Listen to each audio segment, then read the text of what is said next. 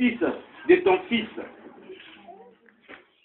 Toutes ces lois et tous ces commandements que je te prescris, et afin que tes jours soient prolongés, tu les écouteras donc, Israël.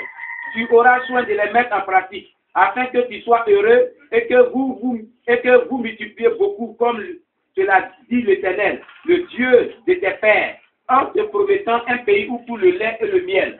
Écoute Israël, l'Éternel notre Dieu est le seul éternel. Tu aimeras l'Éternel ton Dieu de tout ton cœur, de toute ton âme, de toute ta force. Et tes commandements que je te donne aujourd'hui seront dans ton cœur. Tu les inculqueras à tes enfants. Et tu en parleras quand tu seras dans ta maison, quand tu iras en voyage, quand tu te coucheras et quand tu te lèveras. Tu les lieras comme un signe sur tes mains et ils seront comme des frontaux entre tes yeux. Tu les écriras sur les poteaux de ta maison et sur tes portes.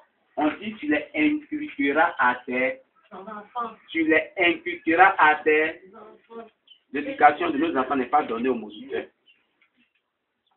L'éducation de nos enfants est donnée à nous-mêmes parents. L'éducation spirituelle chrétienne, mais si le parent lui-même ne connaît rien de la Bible, c'est malheureux.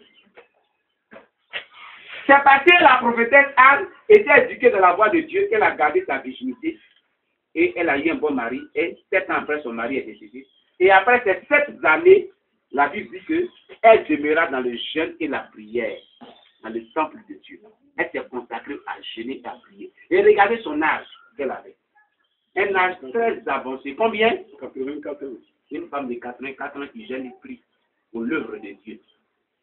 Pendant que les jeunes filles, là, de 17 ans, quand ils déjeunaient, midi même arrivait, et puis elles tranquilles comme ça.